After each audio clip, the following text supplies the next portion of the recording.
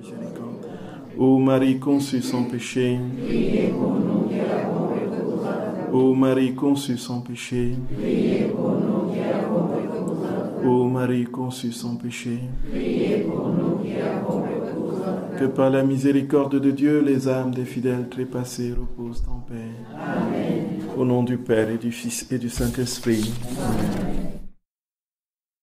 Chers frères et sœurs bien-aimés dans le Seigneur, nous voulons encore une fois, avant toute chose, remercier notre très saint Seigneur qui nous dit à chacun, à chacune, dans le tréfonds de son âme, tu as été créé pour moi et tu as été façonné pour être à ma ressemblance de manière parfaite.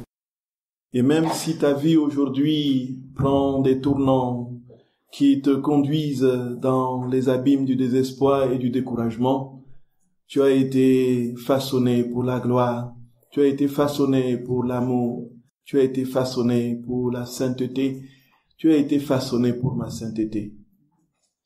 Frères et sœurs d'amour, c'est une constante dans la vie de notre très saint Seigneur de travailler entièrement, de manière, dans la nature même qui est la sienne, de travailler à se donner. Qui est Dieu, frères et sœurs d'amour? Dieu est amour, comme dit Saint Jean. Deus caritas est, Dieu est amour. Celui qui demeure dans l'amour demeure en Dieu et Dieu demeure en lui. Et qu'est-ce que l'amour? L'amour, c'est le don. L'amour, c'est la dépossession de soi. L'amour, c'est l'éternelle et continuelle donation, effusion. Dieu, frères et sœurs bien-aimés, s'il est Dieu, c'est parce qu'il ne cesse pas de se donner, parce qu'il ne cesse pas de se déployer dans nos âmes, dans les créatures, dans toute la création. C'est parce qu'il ne peut pas faire autrement que de se donner. Et on ne peut donc pas comprendre qu'il ne puisse pas se donner à nous, frères et sœurs bien-aimés, si dans sa nature, il est conçu, il est réalisé, plutôt il est fait pour se donner. Si dans sa nature, il est fait pour se donner, puisque la conception nécessite un début. Il est fait de toute éternité pour se donner. Voici, frères et sœurs d'amour, la grâce qui nous unit aujourd'hui, c'est celle-là de savoir que Dieu va se donner. Et quoi qu'il arrive, il se donnera. Quoi qu'il arrive, il se donnera. Vous fermez vos portes, il va toquer. Et vous allez à gauche, à droite, il viendra dans une courtoisie divine et aimante, voilà, vous supplier. Il se mettra à genoux parce qu'il veut se donner. Il ne peut pas ne pas se donner. Il ne peut pas faire autrement que de se donner. Frères et sœurs bien-aimés, c'est pourquoi nous sommes dans une action de grâce jubilatoire, de savoir que nous avons un Dieu qui va bientôt se mirer en nous et faire de notre âme son ciel. Et ce faisant, frères et sœurs bien-aimés, dans cette voie sublime de la transformation de l'âme en lui, il nous a donné un modèle. Ce modèle, c'est sa très sainte mère, c'est la Vierge Marie. Nous ne pouvons pas, frères et sœurs d'amour, concevoir, comprendre et réaliser le don de la divine volonté en contournant Marie. Et c'est pourquoi, frères et sœurs bien-aimés, nous nous réunissons ces jours-ci pour tenter de comprendre qui est cette belle dame. Qui est cette belle dame drapée de soleil, qui a pour manteau le soleil, qui a une couronne de 12 étoiles et qui a sous ses pieds la lune. Qui est cette belle dame qui resplendit dans les ténèbres des abîmes d'une existence cabossée par la volonté humaine? Qui est cette belle dame resplendissante comme l'aurore?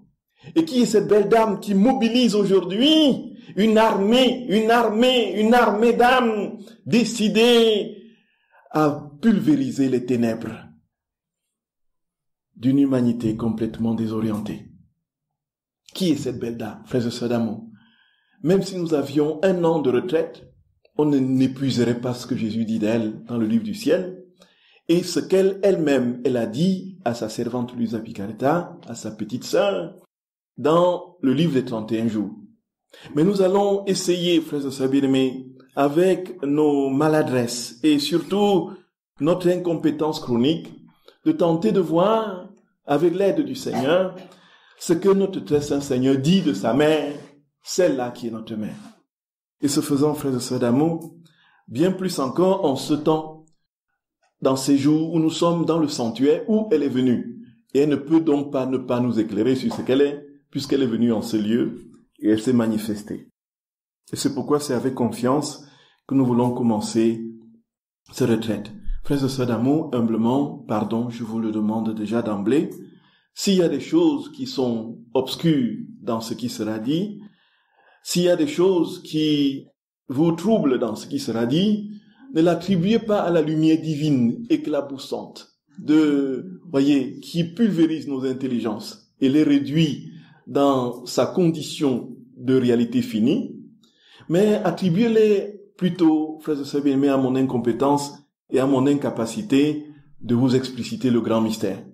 La vérité est que ce que nous entendons de ce que Jésus dit de sa mère, on l'a entendu nulle part. Nulle part. Même les plus grands théologiens mariaux de la mariologie, en commençant par Saint Louis-Marie Grillon de Montfort et en terminant par Saint Maximilien Marie Kolbe, qui ont hissé la mariologie à un seuil absolument inouï dans la perception de la vérité de ce qu'est la mère, n'ont approché, ne fût-ce que d'un iota, les vérités que notre très saint Seigneur dit de sa mère. Et il s'agit, frères et sœurs bien-aimés, pour nous, de nous disposer de la même disposition qu'était celle de sa mère lorsqu'elle a accueilli dans son fiat le Fils unique de Dieu, de nous disposer à accueillir le fiat des enseignements de notre très saint Seigneur. Frères et sœurs d'amour, on ne le dira jamais assez, et nous y sommes. Nous sommes ici dans quelque chose qui est en train de mettre toutes les thématiques de la révélation, justement, en évidence, en exergue. Tout ce qu'on peut entendre depuis le commencement jusqu'à la fin, de la protologie jusqu'à l'eschatologie, tout est dit dans le livre du ciel, tout est développé de manière absolument lumineuse.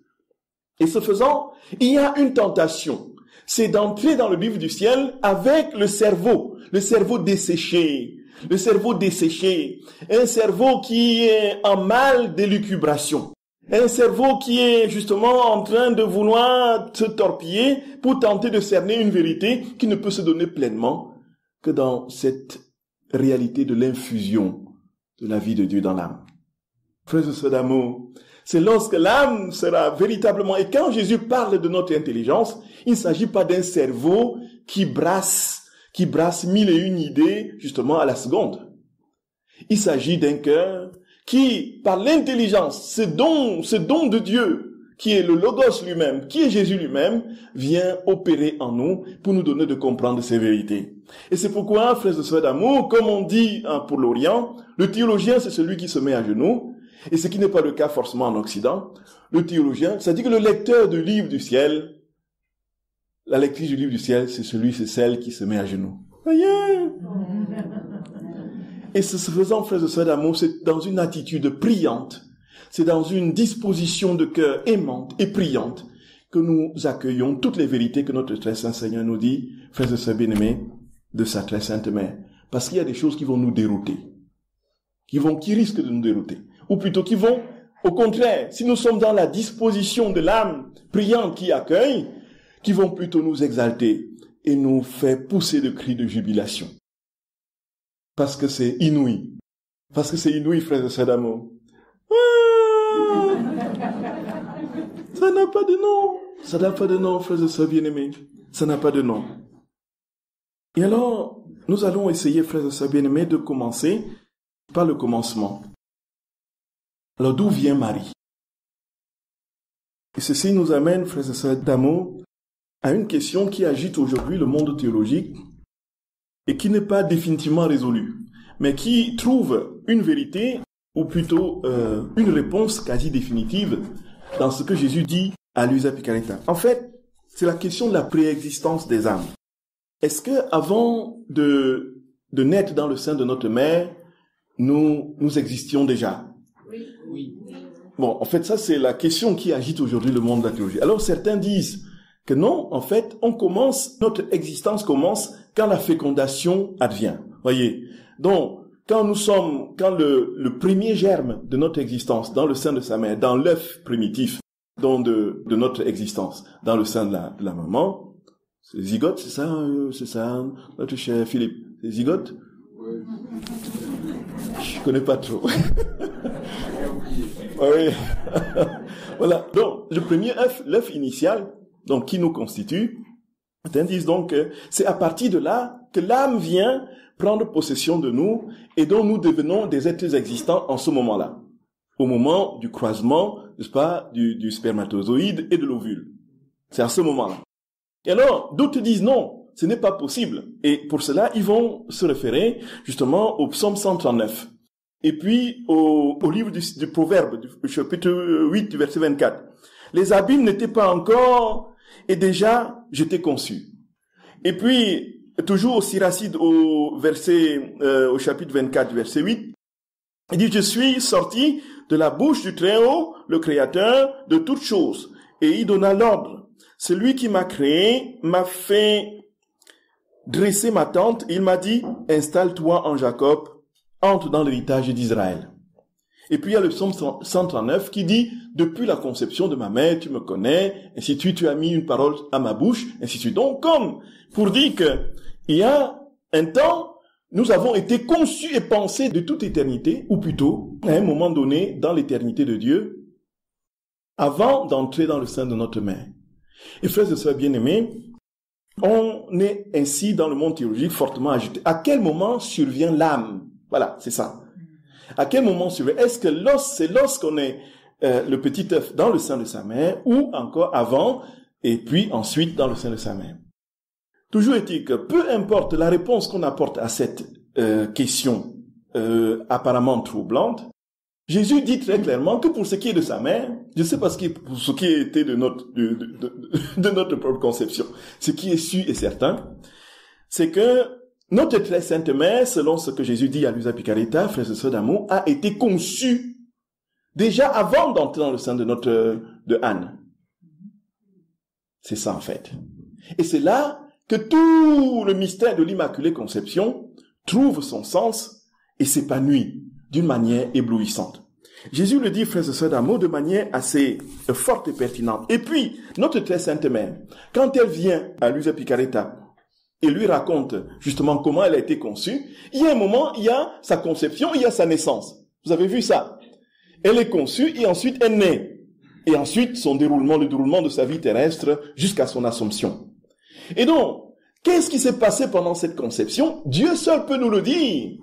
Et puis, lui seul peut nous le dire, et sa mère seule peut nous le dire. Donc, sont les seuls qui savent ce qui s'est passé. Alors, nous sommes devant des merveilles absolument éblouissantes de savoir ce qui s'est véritablement passé à la conception de Marie.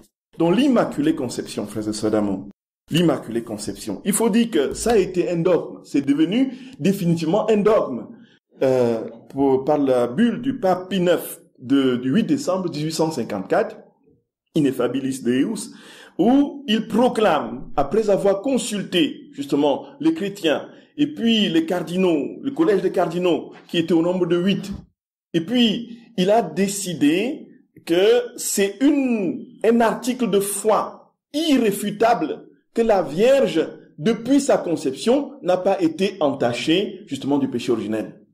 Et il faut dire que, frères et sœurs d'amour, avant que cette vérité soit crue comme étant un dogme dans l'Église, ça a agité le monde de l'Église de manière assez effroyable et terrible. Il y a eu même des drames, des règlements de compte, il y a eu même des crimes pour la question de l'Immaculée Conception.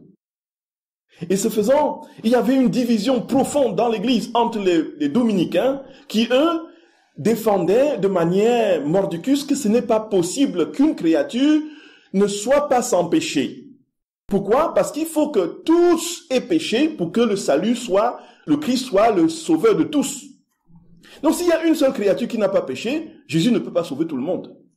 Parce que il y a une créature, justement, qui fait exception. Donc Jésus n'est pas le sauveur de tous parce que tous n'ont pas péché. Donc il faut l'universalité du péché pour qu'il y ait universalité de salut. Voyez ça, frères et sœurs d'amour. Et quand on arrive à ça, on dit, effectivement, c'est puissant comme raisonnement. Vous êtes d'accord? Que c'est logique, non? La logique humaine, qu'est-ce qu'elle voit là? Elle contemple ces magnificences, voyez? Elle contemple les grâces absolues de ces déductions syllogistiques.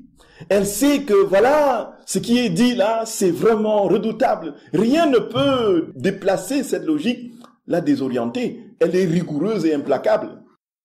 Effectivement, vous comprenez bien. Si Jésus doit être le sauveur de tous, il faut que tous ses péchés, non? Et le saint Thomas d'Aquin, frères et sœurs d'amour, a travaillé à défendre cette vérité de manière absolument terrible. Et puis, au point où, quand il tentait, donc il voulait complètement remporter la victoire, c'était au concile de Lyon de 1274, il était en route pour aller défendre cela, pour dire que l'Immaculée Conception, ce n'est pas possible. Ce n'est pas possible. Et en cours de route, il est mort. Voyez, en cours de route, il est mort. Et c'est dit quoi? C'est dit, Jésus a dit, mon gars, je t'ai donné l'intelligence plus qu'aucun autre sur la terre pour comprendre mes vérités. Mais celle-là, il semble que tu as un peu de brume. Tu as fait un bon travail, mon enfant. Viens maintenant te reposer. Voyez. Et imaginons-nous, frères et sœurs d'amour, si saint Thomas d'Aquin avait réussi à défendre cela, mais où serions-nous aujourd'hui? S'il avait réussi à arriver à ce concile à défendre cette thèse, ça aurait été, frères et sœurs bien-aimés, le blackout total sur cette vérité sublime que le Seigneur nous dévoile. Et quand ça a été proclamé, il y a eu des divisions entre ceux qu'on a appelés les maculistes et les immaculistes. Donc, les maculistes, c'était généralement les dominicains et puis tout ce qui est rationnel. Et les immaculistes, c'était ceux qui réfléchissaient par l'esprit, du moins c'était les franciscains habituellement. Et puis c'est justement un franciscain qui va défendre de manière absolument logique et tout aussi inattendue, justement cette Immaculée Conception. C'est Don Scott qui va, frères et sœurs d'amour, va carrément dire que si notre très sainte mère a été préservée du péché originel, c'est en vue du salut universel déjà établi, c'est-à-dire que le Christ, et ça, c'est absolument inouï. Quand on entre dans cette compréhension et qu'on se rend compte que les germes de ce que Jésus enseigne à Luisa Picaretta étaient déjà dans la tête de quelques saints avant nous, frères et sœurs bien-aimés. Des germes étaient là. Qu'est-ce qu'il dit Don Scott? Il dit qu'en fait, de toute éternité, Dieu a sauvé tout le monde. De toute éternité, il a sauvé. Nous sommes dans quoi? Tome 19, du 26, dans l'acte unique et éternel de Dieu. Voyez un peu. Donc, s'il a sauvé déjà de tout temps, voyez, s'il a sauvé de tout temps, il est normal que Marie soit sans péché parce qu'elle a été déjà sauvée, rachetée et restaurée. Voyez, frères et sœurs d'amour. Et c'est comme ça que ce dogme a été sauvé. Et quand ça a été proclamé par le pape Pie IX en 1854, alors, 3 ans après, il y a eu un crime à Paris. C'est des prêtres qui étaient divisés entre eux. Certains disaient non, c'est pas possible. Et puis l'évêque d'alors, qui s'appelait Monseigneur Marie-Dominique Sibou, Auguste Sibou, a été poignardé par un prêtre. Après la messe, voyez un peu, il finissait la messe. Pourquoi? Parce qu'en criant à bas les déesses, voyez. Parce qu'il avait pris position, il était immaculiste. Et lui, il était maculiste, voyez. Nous voyons à quel point, frères et sœurs d'amour, les vérités que nous avons aujourd'hui comme une évidence sont passées par bien de turbulences. Mais le Seigneur vient déposer le cachet définitif de la divine volonté en nous racontant vraiment ce qui s'est passé. Vous vous êtes trituré l'esprit, mais je vais vous dire ce qui s'est passé. Voyez, c'est ce que Jésus dit, frères et sœurs d'amour. Et ce qu'il dit. Alors, il le dit à Luisa Picaretta dans beaucoup de passages. Déjà, frères et sœurs bien-aimés, au tome 15 au 8 décembre 1922, comme vous le savez maintenant, notre très saint Seigneur, dans le livre du ciel, et se colle à la liturgie de manière absolument étonnante. Voyez, tout ce qui est dit par l'Église, le Seigneur vient approuver dans la date correspondante. Et tout ce qui est des fêtes liturgiques, Jésus en tient compte et donne un enseignement sur cette fête à Luisa Picaretta. Le 8 décembre, c'est l'Immaculée, la fête de l'Immaculée Conception. Et voici ce que Jésus dit à Luisa Picaretta, frères et sœurs, au tome 15 du 8 décembre 1922. je pensais, dit Luisa Picaretta, au grand miracle de l'Immaculée Conception, de ma reine et mère céleste. Et en moi, j'ai entendu, ma fille, l'Immaculée Conception de ma mère bien-aimée fut si miraculeuse et merveilleuse que le ciel et la terre en furent étonnés et célébrèrent. Les trois personnes divines rivalisaient entre elles. Le Père émit une immense mer de puissance, moi le Fils, une immense mer de sagesse, et l'Esprit Saint, une immense mer d'amour éternel. Ces mers se fondirent pour n'en former qu'une, et en son milieu, la Vierge fut conçue. Voyez, vous réunissez la sagesse, vous réunissez l'amour, vous réunissez, frères et sœurs bien-aimés, l'amour, la sagesse et la puissance, et la Vierge surgit. Et puis, ces mères se fondirent pour n'en former, et en son milieu, la Vierge fut conçue, élue parmi les élus. La divinité veilla à la substance de cette conception. Cette mère fut non seulement le centre de vie de cette créature unique et merveilleuse, mais elle l'entoura pour la protéger de tout ce qui aurait pu la tenir. De même que pour lui donner, d'une manière toujours renouvelée, la beauté, les grâces, la puissance, la sagesse, l'amour, les privilèges, etc. Sa petite personne a été conçue au milieu de cette mer et s'est développée sous l'influence des vagues divines. Nous imaginons, frères et sœurs bien-aimés, voyons la métaphore que prend notre très saint Seigneur. Notre très sainte mère, frères et sœurs bien-aimés, surgit au cœur de la Trinité dans l'association de la puissance, de la sagesse et de l'amour de la Trinité. Et ce faisant, frères et sœurs bien-aimés, elle nage dans les océans, les vagues perpétuelle de cette sagesse, de cet amour, de cette puissance et de toutes les prérogatives qui découlent justement de ces trois fondements qui structurent la Trinité. Et dit, sa petite personne a été conçue au milieu de cette mer et s'est développée sous l'influence des vagues divines. Dès que cette noble et exceptionnelle créature fut conçue, elle a voulu offrir à Dieu ses embrassements, son amour réciproque, ses baisers et le charme qui venait de ses souris candides. Elle n'a pas voulu attendre, comme il est habituel chez les créatures. Aussi, dès sa conception, je lui ai donné l'usage de la raison. Elle est enrichie du don de toutes les sciences. Je lui ai permis de connaître nos joies, de même que nos peines au sujet de la création. Voyez, frères et sœurs d'amour. Et ça, nous sommes ici au cœur d'une vérité assez décoiffante. Et là, nous avons, frères et sœurs bien-aimés, sur le grand drame qui est survenu au ciel. On a une pâle explication dans le livre de l'Apocalypse. Voyez, dont Michel, qui pourchasse les dragons et les anges apostats et les précipite dans les abîmes. Et puis, il y a une femme au milieu qui est enceinte, n'est-ce pas, et qui fuit dans le désert. Vous vous souvenez de ce passage? C'est quoi? C'est Apocalypse au chapitre 12. Voyez un peu. Et puis, la question, effectivement, nous n'avons aucune perception, aucune description littérale de ce qui s'est passé au ciel avant la chute des mauvais anges. Qu'est-ce qui s'est passé? On n'a aucune description littérale. Mais certains pères de l'Église, justement, et ça de manière intuitivement divine, vont dire qu'en fait, la cause de cette histoire, c'était Marie. Pourquoi? Parce que Lucifer, voyant cette créature qui devait être complètement ensevelie dans la puissance, l'amour et la sagesse de Dieu, et qui devait, en quelque sorte, à elle seule, concentrer, puisque Jésus dit que la divine volonté naît avec elle, concentrer le projet de Dieu, alors cette créature va complètement donner le tournis au premier des anges. Il dit, ce n'est pas possible. Et donc, ce n'est pas possible qu'une simple créature, alors que nous sommes des anges, alors que nous sommes des êtres de purs esprits, et que nous n'ayons pas le rang qu'elle a, puisqu'elle devait être établie, comme nous le voyons, au-dessus des anges. Et alors, la guerre a commencé. Et alors, les anges apostats ont été pourchassés par Michel, qui est comme Dieu. Et voilà comment l'enfer est né. Voilà ce que certains pères de l'Église donnent comme explication, frères et sœurs bien-aimés.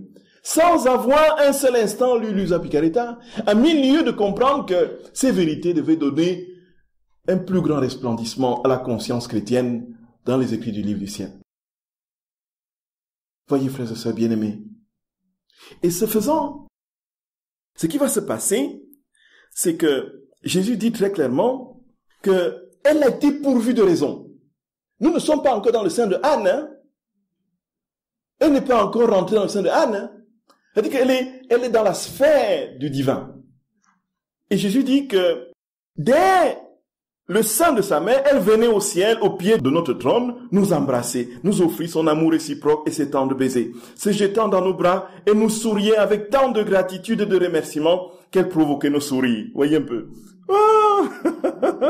Oh, comme il était beau, voyez, on peut mettre ça sur un écran de cinéma, voyez un peu ça.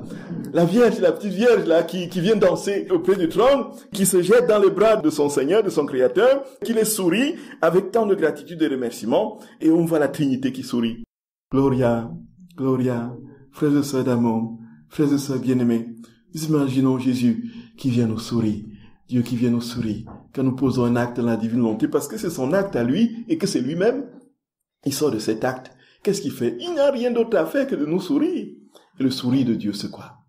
C'est l'expansion, l'extension de sa vie divine dans les univers. Et alors, il dit, lorsque ça s'est passé comme ça, oh, comme il est beau de voir cette créature innocente et privilégiée, si riche de toutes les qualités divines, venir parmi nous, débordante d'amour et de confiance, sans crainte. Seul, dit Jésus, le péché sépare la créature du Créateur, détruit l'amour et l'espérance, fait naître la crainte. Il n'y a que le péché pour séparer Dieu de l'homme. Elle venait parmi nous en tant que reine, qui par son amour, déposé en elle par nous, nous faisait répondre à ses désirs, nous ravissait, nous incitait à célébrer et captiver notre amour. Et nous lui permettions tout cela, jouissant de cet amour qui nous enchantait, nous la fîmes reine du ciel et de la terre. Le ciel et la terre exultaient et se réjouissaient avec nous du fait qu'ils avaient enfin, après tant de siècles, une reine.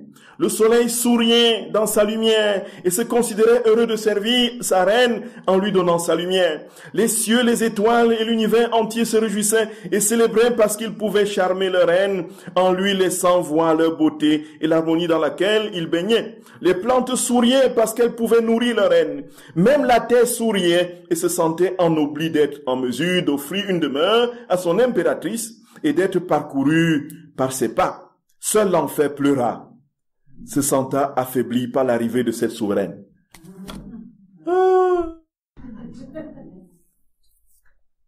L'enfer, nous imaginons les cris stridents, frères et sœurs bien-aimés, en enfer. On dit toute la création, toutes les créatures ont gémi. Et nous pouvons mieux comprendre ceci dans la divine volonté, frères et sœurs bien-aimés. Si le soleil se réjouit, si les plantes disent maintenant, heureusement, nous avons une reine que nous pouvons nourrir. Si les oiseaux chantent, nous avons un roi, une reine que nous pouvons acclamer. Sachant, qu'est-ce qui se passe, frères et sœurs d'amour? Les êtres qui n'ont pas de conscience, comme nous le savons, dans la divine volonté, retrouvent une conscience par le biais de cette divine volonté qui les habite. La vérité est là. La plante ne dit pas, voici, je connais qu'il y a une reine. Pourquoi? Parce que les plantes, tout est en Dieu. Et cet univers qui est en lui, qui est-ce qui frémit dans les plantes? Qui est-ce qui frémit dans le soleil? Qui est-ce qui frémit dans la lune et les étoiles? Qui est-ce qui frémit dans les eaux, dans les océans, dans les montagnes, dans tout ce qui a été créé? Qu'est-ce qui frémit? Qu'est-ce qui frémit? Ce ne sont pas ces êtres qui sont dépourvus de conscience. C'est qui, frères et sœurs d'amour? Tout à fait. C'est Dieu lui-même, la divine volonté. Et alors, Jésus dit, écoutez, voici, tout est à ta disposition, maman. Tout est à ta disposition, reine. Tout est là pour te servir désormais. Et je mets tout à ta disposition pour ton service. Voilà. Et Jésus dit qu'en ce moment, elle savait qu'il devait avoir une dissonance douloureuse, avec des catastrophes inimaginables entre la volonté humaine et la volonté divine. Et que l'homme dirait un jour non à son Créateur. Et Jésus dit que le premier acte qu'elle a fait, lorsqu'elle a perçu ça, la première chose qu'elle a faite, sans hésiter, qu'est-ce qu'elle est venue, frères et sœurs d'amour? Lier sa volonté humaine au pied du Christ. Amen. Gloria, gloria. Voyez, Elle déposa sa volonté au pied de notre trône. Elle déposa sa volonté au pied de notre trône. Notre volonté s'est liée à la sienne et devint le centre de sa vie, à tel point qu'entre elle et nous, toutes les relations et les communications furent ouvertes. Il n'y avait aucun secret que nous ne lui avons confié. Ce fut précisément l'acte de déposer sa volonté à nos pieds qui fut le plus beau, le plus grand et le plus héroïque de tous ces actes. Ravis de cela, nous l'avons fait reine de tout. Vois-tu donc ce que signifie être lié à notre volonté en ignorant la sienne? Voilà pourquoi, frères et sœurs d'amour, et va donner les explications après. Il a fait de cette mère, frères et sœurs d'amour, la reine des reines. Et ce qui s'est passé ensuite, en fait, quand il a conçu, elle est conçue là, c'est sa conception immaculée. Et une autre merveille, c'est que non seulement Jésus, Dieu, conçoit cette très sainte mère dans la sphère divine, qu'est-ce qu'il fait? Il fait naître Marie dans tout ce qui existe, dans tout ce qui est créé. Ça donne du vertige. Vous avez lu ça où, frères et sœurs d'amour? C'est-à-dire que tout le soleil, il fait naître Marie dans le soleil, il fait naître Marie dans la lune, il fait naître Marie dans l'air que nous respirons, il fait naître Marie dans les océans, il fait naître Marie dans... De sorte que tout ce qui a été créé contient la maternité et la présence de Marie. Parce qu'elle est en Dieu, et comme elle est dans la divine volonté, que la divine volonté contient tout, il n'y a pas donc de raison qu'elle ne soit pas là-dedans.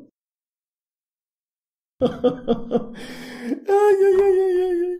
Elle dit, peu importe que vous soyez conscient ou pas, c'est une réalité objective. C'est une réalité objective. Ça ne demande pas votre avis. C'est ça en fait. Et comment ne pas aimer une telle mère, frères et sœurs d'amour? Quand on entend nos frères protestants dire, en fait, c'est juste une petite enveloppe. Oh là là, c'est ignorer qui est cette dame. Voyez. Alors, il dit, donc c'est au tome 35, le 8 décembre 1937. Vous voyez, c'est toujours au 8 décembre. Encore une fois, vous allez, si vous tombez sur le 25 décembre, il va vous parler de Noël. 24 décembre, il va vous parler de Noël. 15 septembre, il va vous parler de quoi, frères et sœurs d'amour? Les douleurs de Marie. 14 septembre, il va vous parler de quoi? La croix glorieuse, tout à fait. Et le 25 mars, il va vous parler de quoi? Tout à fait, mes très chers. Et le 15 août, il va vous parler de quoi? Tout à fait, mes très chers. Donc Jésus, nous voyons bien que Jésus est en église. Jésus est en église. Jésus est en église. Et lui, il ne dévie pas, il n'est pas hors de l'église. Voyez. Donc la divine volonté est dans l'église. Pleinement dans l'église. Voilà une preuve, voyez. Parmi tant d'autres. Alors, cette sainte créature, c'est au 8 décembre 1937, cette sainte créature conçue sans le péché originel, ressentait la vie de son Créateur.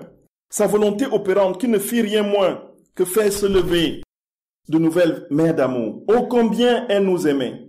Elle pouvait nous sentir à l'intérieur et à l'extérieur d'elle-même. Oh, comme elle courait pour être partout et en tout lieu, là où était la vie de son Créateur. Cela aurait été pour elle le plus dur et le plus cruel des martyrs que de ne pouvoir être partout avec nous pour nous aimer. Notre volonté lui donnait des ailes. Et notre vie, tout en restant en elle, se trouvait partout pour être aimée et jouir de celui qui l'aimait tant et qui l'aimait en retour. Écoute maintenant une autre surprise, dit Jésus. Dès qu'elle fut conçue, elle commença sa course. Et nous l'avons aimée d'un amour infini. Ne pas l'aimer aurait été pour nous aussi le plus grand des martyrs. Voyez, Dieu aurait souffert de ne pas aimer sa mère. Ça aurait été un martyr pour lui. En courant à l'extérieur, à la recherche de notre vie qu'elle possédait déjà en elle-même, car un bien n'est jamais complet s'il n'est pas possédé au-dedans et au-dehors. Elle demeurait conçue dans le ciel et dans les célestes sphères dont les étoiles formaient sa couronne, en la louant et en la proclamant comme leur reine. Et elle acquit les droits de reine sur toutes les sphères célestes. Notre immensité l'attendait dans le soleil. Et elle courut et fut conçue dans le soleil, qui devenant un diadème pour son adorable tête, la revêtit de sa lumière et la loua comme reine de lumière. Voyez, la vision de Saint Jean dans l'Apocalypse, frères et sœurs bien-aimés, ce n'est pas du tralala de vision charismatique avec ce que ça peut comporter comme élan de nos passions.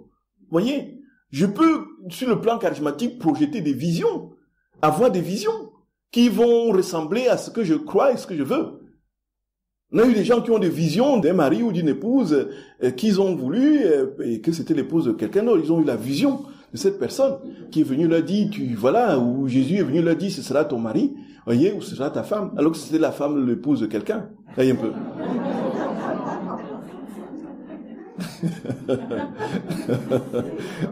Ça, ce n'est pas un cas que j'ai écouté quelque part. Hein. Voyez, c'est une caricature pour vous dire, en fait, je tire sur les traits. Je n'ai entendu ça nulle part. Donc, je tire sur les traits pour vous dire, effectivement, que on peut avoir, non, si j'ai un peu forcé, il y a des trucs comme ça, plus ou moins proches, quoi. Voyez. Donc, c'est pour dire que je n'ai là donné l'exemple d'aucun cas qui existe et que j'ai entendu. Je ne me le permettrai pas. Vous voyez un peu ça. Mais ce qui est sûr, c'est qu'il y a eu énormément de choses, frères et sœurs bien-aimés, dans ce sens-là. On a une vision d'une guérison et puis la maladie s'empire après. Voyez, on a une vision de ceci et puis tout va dans le sens contraire de la vision. Les visions charismatiques foisonnent de tout ça. Vous êtes d'accord avec moi, frère Saint-Vénémé? Mais ici, quand Saint Jean voit dans l'Apocalypse une dame drapée de soleil, ce n'est pas une manière de voir les choses, ce n'est même pas symbolique. Elle est vraiment conçue dans le soleil, dit Jésus. Elle est dans le soleil. Donc, qui dit soleil, dit, n'est-ce pas, l'ensemble de tous les astres, de tous les univers. Le manteau, n'est-ce pas, ce soleil, la lune, les étoiles, et, n'est-ce pas, la lune. Parce elle régente l'univers. Elle est conçue, dit Jésus, dans toutes ses réalités créées. Et Jésus dit, très clairement, notre immensité l'attendait dans le soleil. Et elle courut et fut conçue dans le soleil, qui, devenant un diadème pour son adorable tête, l'a revêtue de sa lumière et la loi comme reine de lumière. Notre immensité et notre puissance l'attendaient dans le vent, dans l'air, dans la mer. Et elle courait et courait. Nous, frères et sœurs d'amour, nous disons ça. Si j'enseigne ça à la faculté, on va m'enlever mon autorisation de... Le lendemain, je vais voir une lettre pour vous dire, bon, maintenant, tes enseignements s'arrêtent là. Vous voyez un peu. Qui va dire à quel théologien aujourd'hui que tous les êtres, tout ce que nous créons, tout ce que nous voyons qui a été créé, a la présence de Marie dans tout ce qui existe? Dans le vent, dans l'air. Et elle courait sans jamais s'arrêter. Mais elle demeura conçue dans le vent, dans l'air, dans la mer, en acquérant les droits de reine sur toutes choses. Effectivement, frères et sœurs d'amour, elle est reine de tout. Ça veut dire quoi, très cher, bien-aimé? Oh, Gloria. Nous respirons. Quand nous respirons Marie. Ah! Le verre d'eau que nous prenons, que nous portons sur notre bouche, frères et sœurs d'amour, nous buvons l'amour de Marie. Le vent qui passe là, voyez, qui caresse nos joues. Maman est là-dedans, parce qu'elle est dans la divine volonté, que c'est la divine volonté qui passe et qui nous saisit et qui nous enseigne. Et qui va dire que cette mère est dérisoire dans l'œuvre de sanctification? Qui va le dire après ces vérités absolument renversantes? Qui va le dire, frères et sœurs d'amour? Et plus encore, la souveraine dame fait couler sa puissance, son amour et sa maternité dans le ciel, dans le soleil, dans le vent, dans la mer et même dans l'air que chacun respire. Elle fut conçue partout, en tout lieu et en toute créature. Partout où se trouvait notre puissance, elle élevait son trône pour nous aimer et aimer tout le monde. Ce fut le plus grand miracle accompli par notre amour tout-puissant. La multiplier en toutes choses et dans tous les êtres créés pour que nous puissions la trouver partout et en tous. Multiplier notre très sainte mère. Frères et sœurs d'amour, elle est multipliée dans toutes les êtres. Pourquoi, dit Jésus? Parce qu'il voulait la trouver en toutes choses. Il ne pouvait pas faire un pas sans trouver sa mère. Et il ne pourrait pas supporter, ça aurait été un cruel martyre pour lui, de ne pas avoir sa mère. Et donc, il a multiplié en toutes choses pour la voir tout le temps, dans tout ce qui se... Voyez, vous respirez, il voit Marie. Vous marchez, il voit Marie. Vous buvez, vous mangez, il voit Marie. Voyez, vous... Et là, Ici, elle enseigne toutes choses, frères et sœurs d'amour, et manifeste ainsi. Donc la céleste reine est comme le soleil, dit Jésus. Même si quelqu'un ne veut pas aller à la lumière du soleil, cette lumière s'impose quand même et dit, que vous me vouliez ou non, je dois poursuivre ma course. Je dois vous donner la lumière. Mais si quelqu'un pouvait se cacher de la lumière du soleil, personne ne peut se cacher de la dame souveraine. Gloria. Frères et sœurs bien-aimés, nous imaginons ça. Effectivement, nous pouvons nous cacher de la lumière du soleil, non? C'est possible, non? Nous fermons la porte, nous fermons les fenêtres, ou bien nous construisons carrément une petite hutte sans porte et sans fenêtre. Nous nous emmurons là-dedans, voyez un peu. Il n'y a rien comme rayon de soleil qui rentre. Nous sommes dans l'obscurité, c'est bien ça. Il n'y a pas de soleil. Effectivement, nous avons fait barrage au soleil. Nous avons fait barrage à sa lumière, qu'elle ne nous atteigne pas. Jésus dit, le soleil vous fait barrage, il poursuit sa course. Mais vous pouvez vous rebiffer et éviter sa lumière. Mais quand vous êtes dans la hutte et que tout est emmuré, tout est dans l'obscurité opaque, vous respirez quand même, non? Et voilà que Marie est là.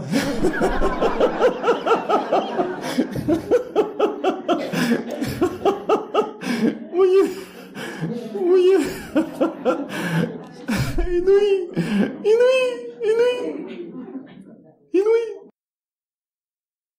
Et vous réfléchissez quand même, vous dites, est-ce que je vais passer, combien de jours je peux passer dans ces conditions? Vous êtes en train de réfléchir, non?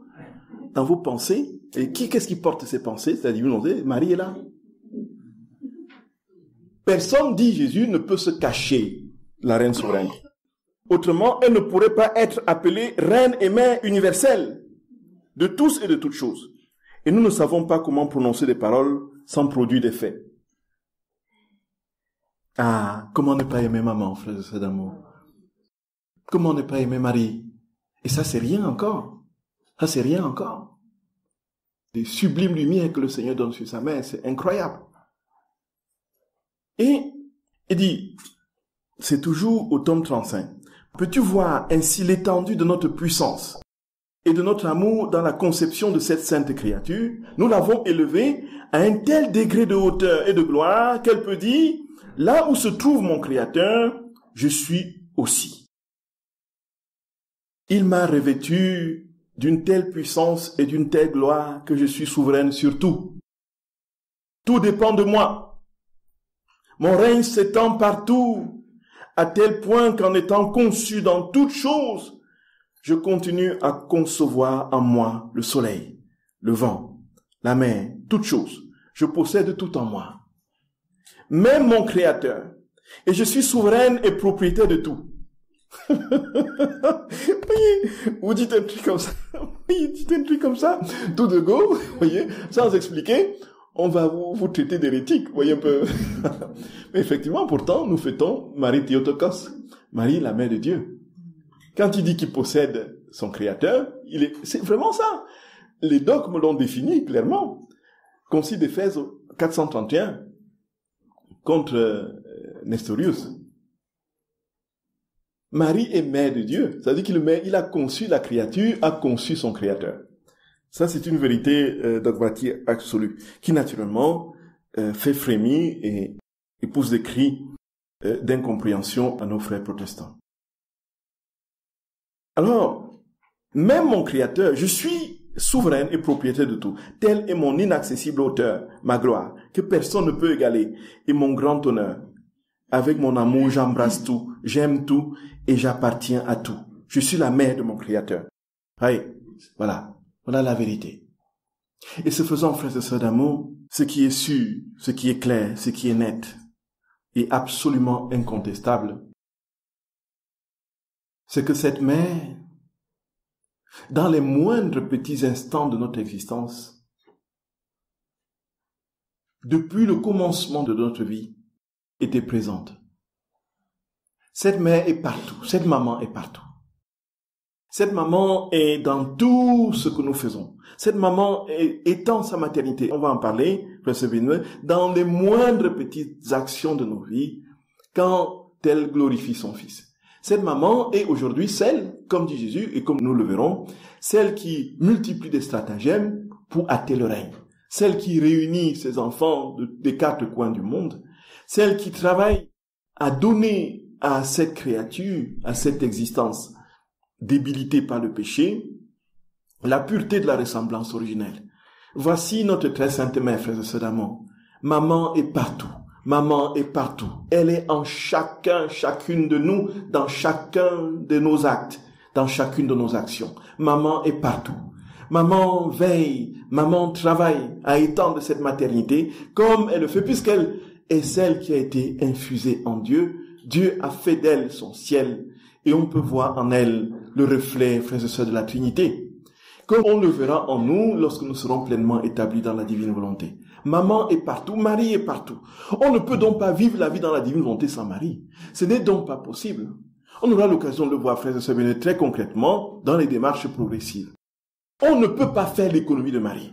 Et beaucoup de monde me pose la question, en fait, il y a beaucoup de protestants qui s'intéressent à la divine volonté, comment faire, ainsi de suite. Est-ce que dans les cénacles, est-ce qu'il faut éviter de parler de la Vierge Marie? Mais si vous évitez de parler de la Vierge Marie, cessez de parler de la divine volonté. Parce qu'on veut respecter une fausse croyance. Voyez, comme quoi Marie n'est rien du tout. Si vous ne voulez pas parler de la Vierge Marie, cessez de parler de la divine volonté, tout court. Puisque c'est elle qui porte et charrie cette vérité, non seulement dans la plénitude de la connaissance, mais dans la plénitude de sa réalisation, puisque le règne de la divine volonté a commencé, comme dit Jésus, avec elle. C'est quand elle a été conçue que la divine volonté, frères et sœurs bien-aimés, Dieu a trouvé le moyen de réconcilier la créature, les créatures avec lui. La divine volonté est née avec Marie. C'est ce que Jésus dit. Et ce faisant, si elle n'est pas au centre de notre compréhension et de notre lecture du livre du ciel, si elle n'est pas au centre de notre vie dans la divine volonté, il n'est donc, frères et sœurs bien-aimés, pas possible du tout, frères et sœurs bien-aimés, de vivre cette vie dans la divine volonté. C'est pourquoi nous devons absolument introniser Marie dans nos âmes. Introniser Marie consciemment. Si elle est là inconsciemment, laissons-la vivre consciemment. Et nous verrons des progrès faramineux et spectaculaires, de bons spectaculaires que nous ferons dans la divine volonté, parce qu'elle est fidèle dans son amour et sa maternité. Oui, maman d'amour, nous avons compris, maman chérie. Nous avons compris. Et nous sommes disposés à nous laisser faire par toi. Et nous voulons humblement te demander pardon de ce que nous t'avons négligé si longtemps. Et nous te prions de nous accorder de ne jamais plus te laisser de côté. Et qu'avec toi, nous fassions le chemin que Jésus veut pour nous, ton Fils, le plus rapidement possible, vivre dans la plénitude et la pérennité de ce cadeau de sa vie divine. Nous avons confiance en toi, maman d'amour. Nous avons confiance en toi, maman chérie. Je vous salue Marie, pleine de grâce. Le Seigneur est avec vous. Vous êtes bénie entre toutes les femmes. Jésus, le fruit de vos entrailles, est béni. Sainte Marie, Mère de Dieu, priez pour nous pauvres pécheurs, maintenant et à l'heure de notre mort. Amen. Au nom du Père et du Fils et du Saint-Esprit.